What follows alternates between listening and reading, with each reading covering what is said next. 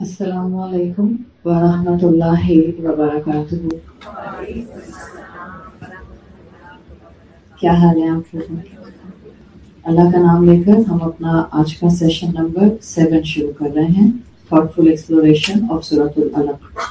الحمدللہ رب العالمین والصلاة والسلام علی اشرف الانبیاء والمرسلین وعلى آلہ وصحبہ ومن استنى بسنتہ الی یوم الدین. اللہم جعلنا منہم ومن الذین آمنوا وعملوا الصالحات وتواصوا بالحق وتواصوا بالصبر. آمین یا رب العالمین. ثم اما بعد فاعوذ باللہ من الشیطان الرجیم. بسم اللہ الرحمن الرحیم. رب اشرح لی صدری وَيَسِّرْ لِي أَمْرِي وَاحْلُلْ عُقْدَةً مِّن لِّسَانِي يَفْقَهُوا قَوْلِي. اللہم ثبتنا عند الموت بلا الہ الا اللہ. اے ہمارے اللہ، ہمیں ہماری موت پر کلمہ لا الہ الا اللہ پر ثابت قدم رکھے. آمین یا رب العالمین. سورۃ العلق آیت نمبر 5 ہم الحمدللہ کل کر رہے تھے، جس میں اللہ تعالیٰ نے فرمایا ہے علم الانسان ما لم یعلم. اللہ تعالیٰ نے انسان کو سکھایا جو وہ نہیں جانتا تھا. اور اس حوالے سے الحمدللہ ہم نے میجر اینگلز اپنے کور کر لیے تھے. جو لاسٹ اینگل ہم کر رہے تھے اس میں ہمارا فوکس یہ تھا کہ اصل میں اللہ تعالیٰ کا جو پہلی وحی سے مقصد تھا وہ یہ تھا کہ انسانیت کو شعور دیا جائے علم حاصل کرنے کا. اور جو اقرا کی تکرار آئی تھی وہ مینلی صرف اور صرف پڑھنے یا انفارمیشن اکٹھی کرنے سے ریلیٹڈ نہیں تھی، بلکہ شعور حاصل کرنے کی تھی. اور رسول اللہ صلی اللہ علیہ وسلم کو کس شعور کی طرف ڈائریکشن دی گئی تھی، اس پر ہم نے الحمدللہ کل کافی تفصیل سے بات کی تھی کہ آپ کا غار حرا میں جانا، جہاں آپ کی زندگی کا اپنا مقصد تلاش کرنا تھا، وہاں سائملٹینیسلی آپ انسانیت کے لیے بھی سولوشن تلاش کرنا چاہتے تھے. اور اللہ کی رحمت سے اللہ نے ایک ایسا کلام رسول اللہ صلی اللہ علیہ وسلم پر نازل کر دیا جس نے دونوں پرابلمز کا حل دے دیا.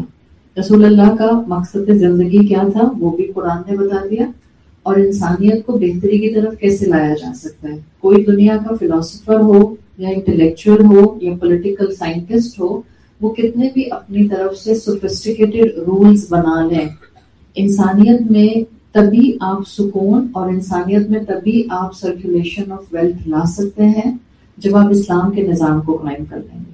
ہر وہ معاشرہ جس کے اندر پراپر شریعت قائم کر دی جاتی ہے وہ فلرش کرتی ہے، اور وہ اس دنیا کے اندر رہتے ہوئے اس شریعت کی بہت سی برکات ایکسپیرینس کرتی ہے. تو رسول اللہ صلی اللہ علیہ وسلم کو سولوشن دے دیا گیا.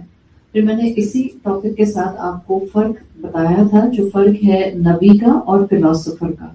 یعنی پروفٹ اور فلاسفر کا جو فرق ہے، پروفٹ بھی چاہتا ہے کہ اللہ اس دنیا کے نظام کو بہتر کرے، یا یوں کہہ لیں کہ پروفٹ وہ ہوتا ہے جس کی خواہش ہوتی ہے انسانیت فلرش کرے. ایک فلاسفر بھی دنیا کے بارے میں سوچتا ہے، انسانوں کی بہتری کے بارے میں سوچتا ہے، انسانوں کے بارے میں سوچتا ہے.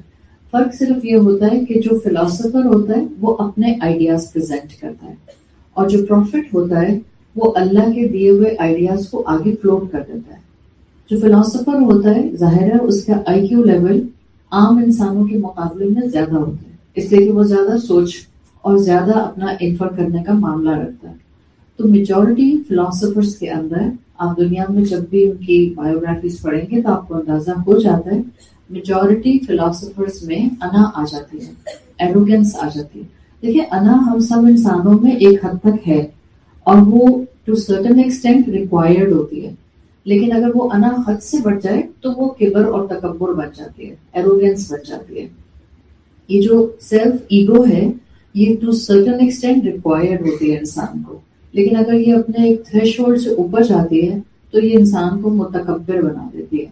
فلاسفرز کا زیادہ تر معاملہ یہ رہا کہ وہ اپنے علم کی بیسس پر متکبر ہو جاتے تھے، جبکہ آپ انبیاء کو اگر ان کے پیرالل لے کر آتے ہیں تو جو انبیاء ہوتے تھے، انبیاء ہمیشہ عاجزی کے ساتھ رہتے تھے.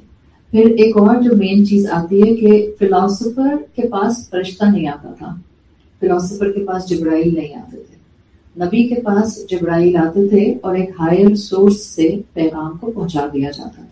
تو تو یہ میجر ڈفرینسز تھے جو ہم نے کیے تھے. اور پھر جس جگہ پر میں نے اپنی کلاس کو مکمل کیا تھا وہاں ہم کر رہے تھے کہ مسلمان متقی، اس کی انٹلیکٹ اسکالرس کہتے ہیں 3 حصوں میں مکمل ہو جاتی ہے. یعنی اگر 3 حصوں سے ایک مسلمان اپنا علم مکمل کر لیتا ہے تو اللہ تعالیٰ اس کو صراط مستقیم پر چلنے کی توفیق پہ زندگی بھر دیتا ہے. ایک ہم نے بات کی تھی آپ کی انٹلیکٹ کا حصہ جو علم الحواس یعنی آپ کے نالج سینسز 5 سینسز کے ساتھ جو کنیکٹڈ ہے اس کی بات ہے. جو آپ اپنے 5 سینسز سے جو بھی ایکسپوجر اور ایکسپیرینس سیکھتے ہیں وہ علم الحواس میں آ جاتا ہے. یعنی اگر ایک انسان کی عقل کام کر رہی ہے، ایک انسان کو صحیح نظر آتا ہے، ایک انسان کو صحیح دکھائی دیتا ہے، ایک انسان صحیح طرح سے ٹچ کر کے چیزوں کو جان پہچان سکتا ہے، تو آپ کہتے ہیں کہ یہ انسان علم الحواس کے ساتھ ہے. پھر ایک دوسرا اینگل آتا ہے جو آپ کی انٹلیکٹ کو کمپلیٹ کرنے کی طرف جاتا ہے، وہ ہے علم العقل، جس کو ہم نے کل کہا تھا انفرڈ نالج.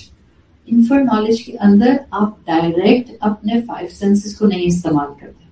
انفرڈ نالج میں نے آپ کو اگزامپل دی تھی کہ آپ نے دھواں دیکھ کر ڈیڈیوس کیا ہے کہ یہاں آگ ہے، لیکن آپ کو اپنے سر کی آنکھوں سے آگ نظر نہیں آئی، نہ آپ نے آگ میں ہاتھ ڈال کے دیکھا ہے کہ یہ آگ ہے جو بہت جلاتی ہے. آپ نے صرف ایک شے سے اس کے ساتھ کورسپونڈنٹ شے کو ڈیڈیوس کر لیا ہے. دس از کالڈ انفرڈ نالج. جب آپ کسی چیز کی بیسس کے اوپر کوئی کنکلوژن ڈرا کر لیتے ہیں، یہ عقل کا حصہ ایک مومن کے پاس ضرور ہونا چاہیے تاکہ وہ زندگی کے حالات کو ریڈ کر سکے. پھر تیسرا اینگل آپ کو میں نے بتایا تھا وہ ہے علم القلب. علم القلبی اصل میں اگر ہم بہت آسان زبان میں سمجھنا چاہیں تو یہ روح کا علم ہے. اور میں نے آپ کو اس کے لیے بتایا تھا کہ علم القلبی اسکالرس کہتے ہیں علم الحواس سے پہلے اپنا ایک سٹیج انسان کے پاس مکمل کر لیتے ہیں.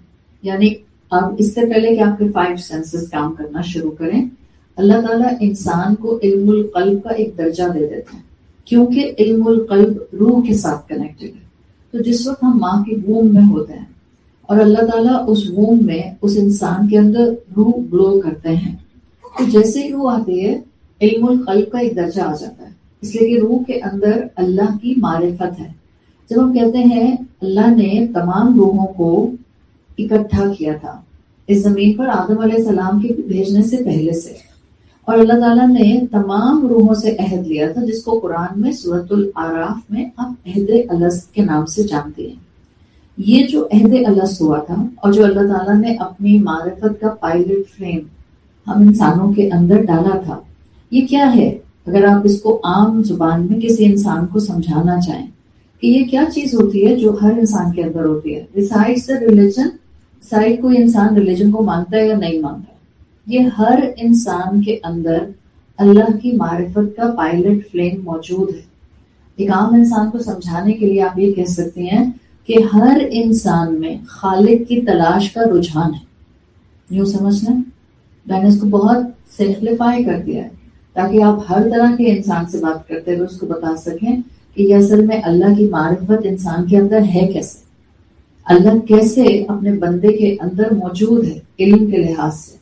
اس لیے کہ ہر انسان ایک سچ کی تلاش میں ہوتا ہے، ایک سچ کو جاننا چاہتا ہے. ہر انسان میں خدا کو تلاش کرنے کا رجحان موجود ہوتا ہے.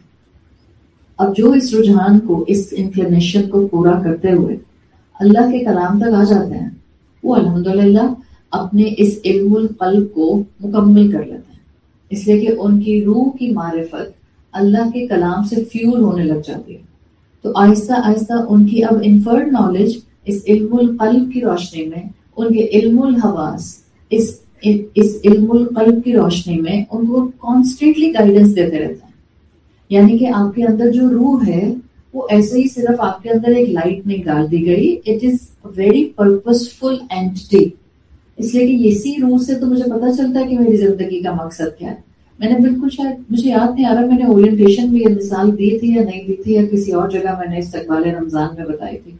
وہ جو سمجھانے کے لیے ایک عرب شاعر کی میں نے شاعری کو اردو میں بتایا تھا. ایک ماں ہوتی ہے جو اپنے بچے کو چاہتی ہے کہ اس کا بچہ رو رہا ہے تو چپ کر جائے.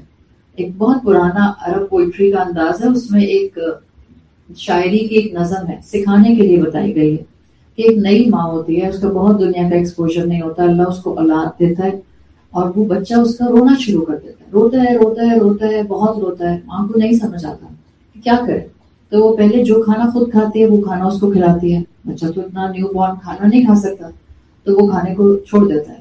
پھر اس کو سمجھ نہیں آتی کہ روئے جا رہا ہے, تو پھر وہ اس کو جو ہے وہ کوئی میٹھی چیز کھلاتی ہے, پھل فروٹ کھلاتی ہے جو خود کھاتی تھی. تو وہ بھی بچہ نہ کھاتا ہے نہ چپ ہوتا ہے.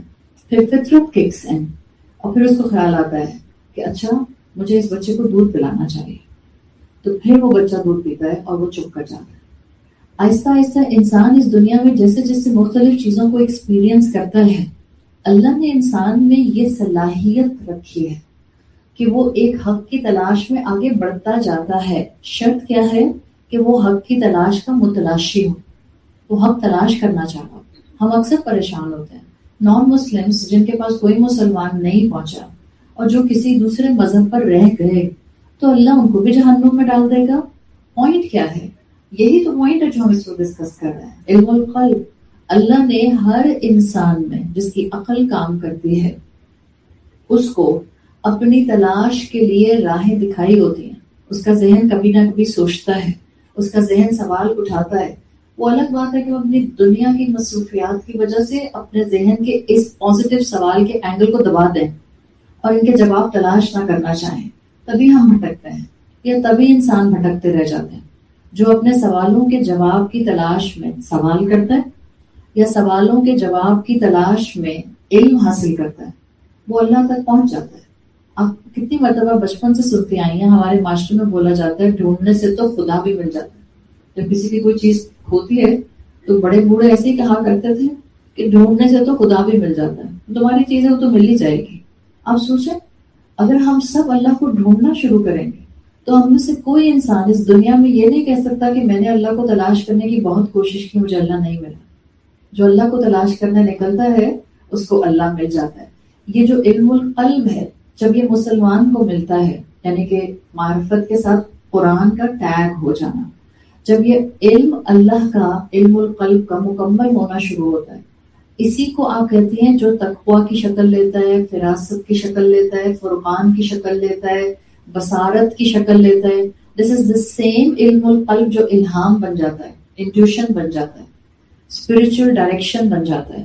دس از دا سیم علم القلب جو استخارہ کرنے کے بعد آپ اللہ سے مانگتی ہیں, اللہ میرے دل میں ڈال دے, what should I choose. یہی سیم علم القلب ہے جو بعض لوگوں کو سچے خواب دکھاتا ہے. وہ الگ بات ہے کہ جب زندگی میں وہ انسیڈنٹ ہو جاتا ہے تب ہمیں پتہ چلتا ہے کہ میرا خواب سچا تھا. اور یہ سارے شیئرز ہیں, اور جس مذہب نے روح کو مانا ہے بسائڈز اسلام, جس ریلیجن میں بھی روح کا کوئی بھی کانسیپٹ ہے, آپ کو ہر اس مذہب میں علم القلب کا کوئی نہ کوئی اینگل ملتا ہے. آپ کرسچینٹی کو دیکھ لیں, کرسچینٹی کے اندر ڈسرنمنٹ آف سول یا ڈسرنمنٹ آف اسپرٹ کا کانسیپٹ آتا ہے. وہ کہتے ہیں the inner awareness given by the Holy Spirit. وہ inner awareness کیا ہے؟ That's the same الہام جو اللہ آپ کے دل میں ڈال دیتا ہے, جو اللہ آپ کو بتاتا ہے نہیں غلط ہے مت کرو, جو آپ کے اندر سے آواز آتی ہے جس کو آپ اس معاشرے میں شاید ضمیر کی آواز کہتے ہیں.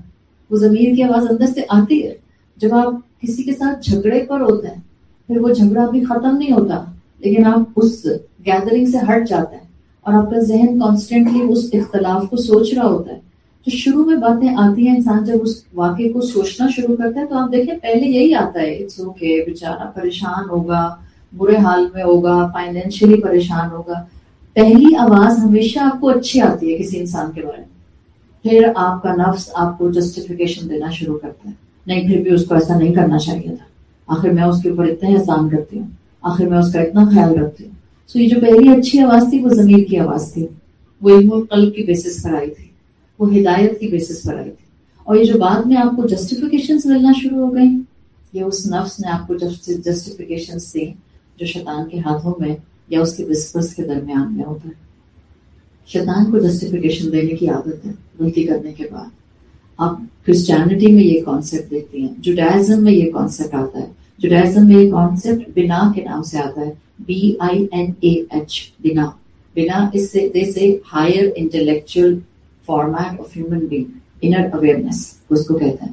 پھر جوڈائزم ہی کا جو آپ کہتی ہیں جوئش مسٹسزم کی سائٹ ہے، جو کتابیں جوئش مسٹسزم پہ لکھی گئی ہیں، جس کو آپ بائبل ریلیٹڈ بکس بھی کہہ سکتے ہیں، اس کے اندر بھی وہ اسی روح کا علم القلب کا تذکرہ کرتے ہیں، اور وہ اس کو کہتے ہیں ایکسپیرینشیل نالج. یہ جو جوئش جس کو آپ کہتے ہیں نا مسٹسزم، دعات کا لفظ استعمال کرتے ہیں ہیبرو لینگویج میں، DA''AT لکھتے ہیں اس کو، دعات. اگر آپ جوئش ٹریڈیشن پڑھیں تو اس میں جیسے اسلامک مسٹسزم ہے، صوفیزم جس کو بولتا ہے، بالکل اسی طرح سے جوئش کے اندر بھی جوئش مسٹسزم ہے، اور ان کا یہ ایک سائڈ، ایک پوری برانچ ہے اسٹڈی کی جس کو وہ دعات کہتے ہیں، DA''AT. اس کے اندر روح کا کانسیپٹ بہت ڈسکس کرتا ہے، اور اسی کے اندر یہ کہتے ہیں کہ یہ جو اسپرٹ ہوتی ہے یہ ایکچولی انسان کی ایکسپیرینشیل نالج ایک خاص طرح کی ہوتی ہے جو اس کو انر انٹلیکچوئل اویئرنیس دے دیتی ہے.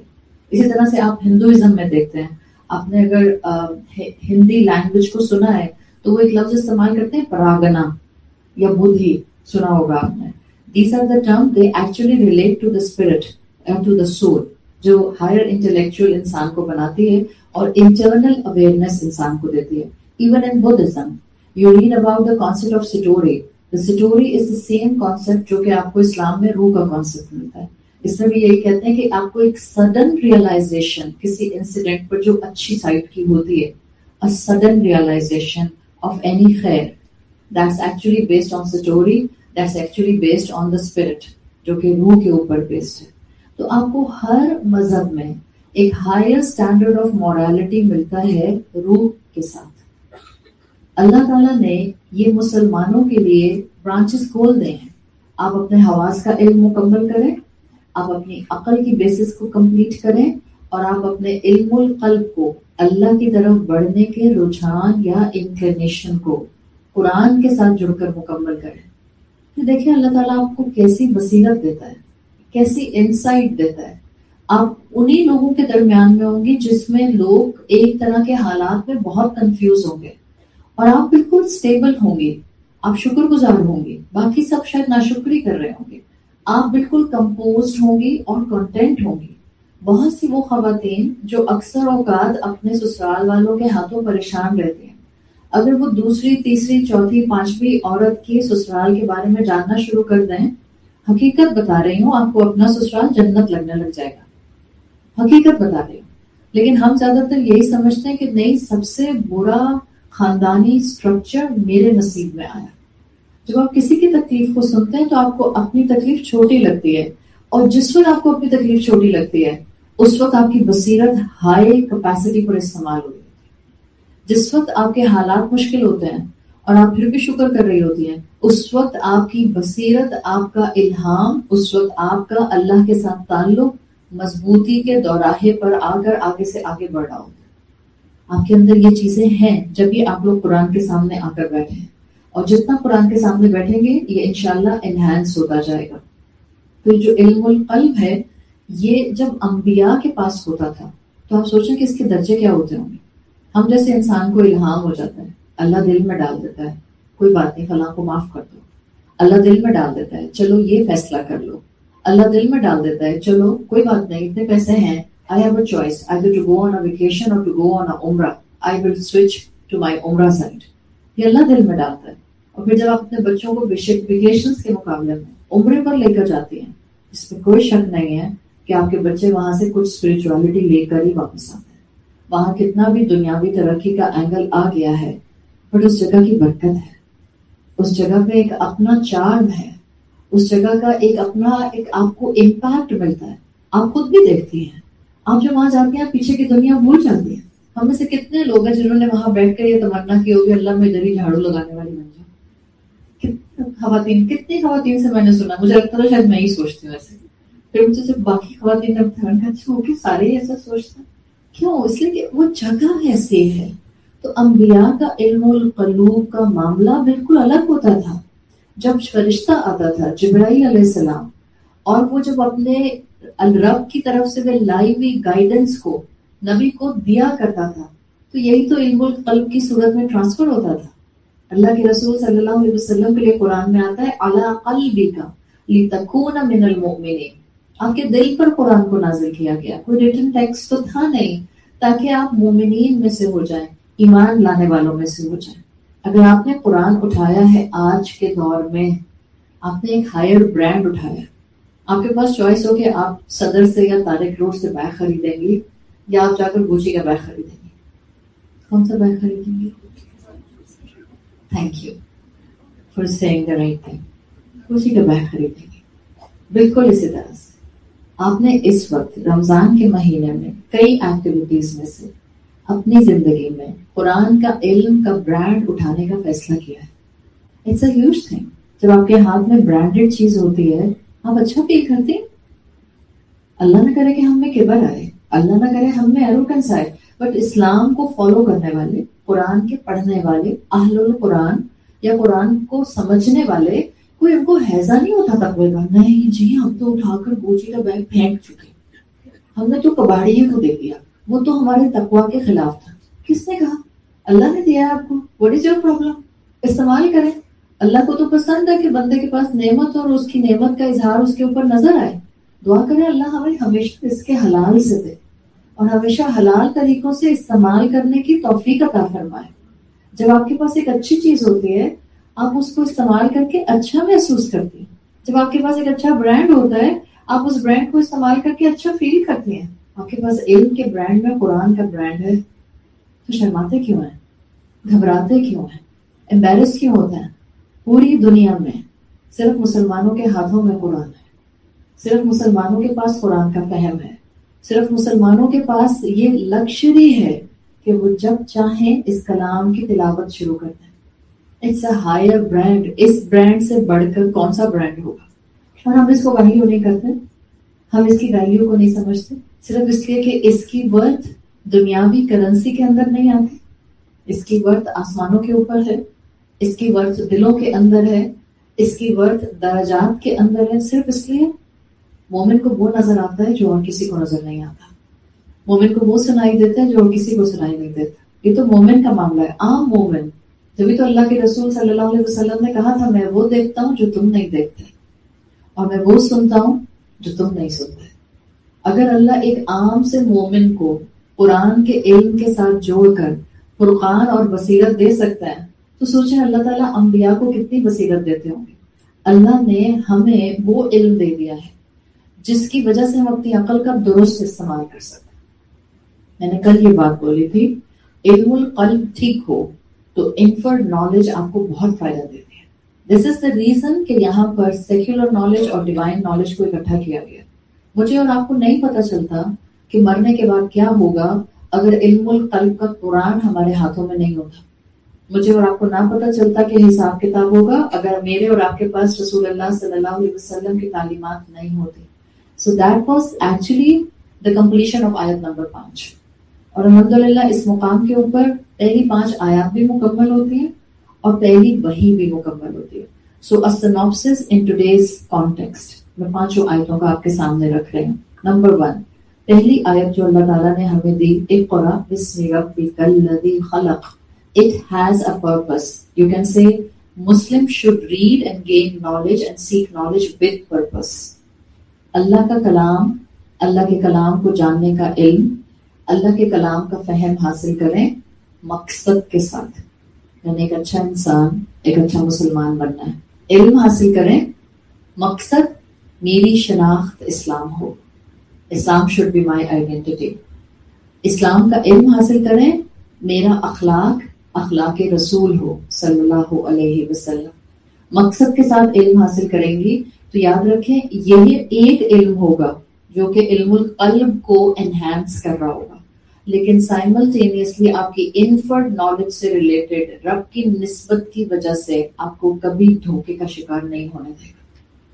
آپ دنیاوی علوم میں بھی دھوکے کا شکار نہیں ہوتے جب قرآن آپ کے ہاتھوں میں ہوتا ہے. آپ کبھی دھوکہ نہیں کھاتے، آپ کبھی اپنی زندگی میں ٹھوکر نہیں کھاتے. سو پہلی آیت کہتی ہے اقرأ بسم ربک الذی خلق. Seek knowledge with purpose. Number 2, خلق الانسان من علق. انسان اپنی حقیقت کبھی نہ بھولے. My origin is too ordinary, so I have to be humble. آیت نمبر 2 مجھے یہ بتا رہی ہے میری ابتدا بہت معمولی ہے، بہت معمولی ہے. So I have to be humble. مجھے شکر گزاری کے ساتھ زندگی گزارنی ہے. اپنی حقیقت کو یاد رکھتے ہوئے زندگی گزارنی ہے، اپنی اصلیت کو یاد رکھتے ہوئے زندگی گزارنی ہے۔ یہ دنیا ہے نا، یہاں 4 پیسے آتے ہیں ہم اپنی اصلیت بھول جاتے ہیں۔ یہ دنیا ہے، یہاں ہمیں 4 ڈگریز مل جاتی ہیں، ہم اپنی اصلیت بھول جاتے ہیں۔ اللہ کا کلام ہمیں گراؤنڈڈ رکھتا ہے، اللہ کا کلام ہمیں فاؤنڈیشن دیتا ہے، اللہ کا کلام ہمیں ہماری حقیقت بتاتا ہے۔ We have to be very humble. دیکھیں ہوتا کیا ہے، آج ہم جب سب جس پلیٹفارم پر موجود ہیں اور ہم جس دنیا میں رہتے ہیں، یہاں پر نا چھوٹی چھوٹی کامیابیاں بڑے سٹل انداز میں آتی ہیں۔ اب بچے آج کل کے ٹیکنالوجی کو بہت آسانی سے ہارنس کر رہے ہیں، سمجھ رہے ہیں، اس کو پک کر لیتے ہیں، اس کو پک کر کے بہت سی چیزیں اپنی خود سے کر لیتے ہیں۔ تو جتنا انسان اپنی زندگی میں کارپوریٹ لیڈر پر یا سکسیس لیڈر پر چڑھتا جاتا ہے، سٹل کامیابی، سٹل ایروگنس اس میں لاتی ہے۔ جتنا وہ اپنے اوریجن سے اٹیچ ہوگا اور جتنا وہ خود کو بتائے گا کہ میری اصلیت یہ ہے کہ میں کچھ بھی نہیں تھی، بس اللہ تھا، اور پھر اللہ نے مجھے پیدا کرنے کا فیصلہ کر لیا۔ خلق الانسان من علق۔ میں ہر وقت یاد رکھوں اپنا اوریجن، اور میں ہر وقت یاد رکھوں کہ میں نے اللہ کے ساتھ وابستہ رہنا ہے۔ علق کی ڈیفینیشن یاد ہے؟ اللہ کے ساتھ وابستگی، مجھے ہر وقت اللہ کے ساتھ وابستہ رہنا ہے۔ اس سے انسان کے اندر ایروگنس نہیں آتی، اس سے انسان کے اندر میچورٹی اور ٹھہراؤ آتا ہے۔ پھر تیسری آیت، اقرأ وربک الاکرم۔ ہم نے میسج لینا ہے کہ ہمارا رب از دا موسٹ جنرس رب۔ علم تو حاصل کرنا ہی کرنا ہے، لیکن مجھے ہر لمحہ یاد رکھنا ہے میرا رب سب سے کریم ہے۔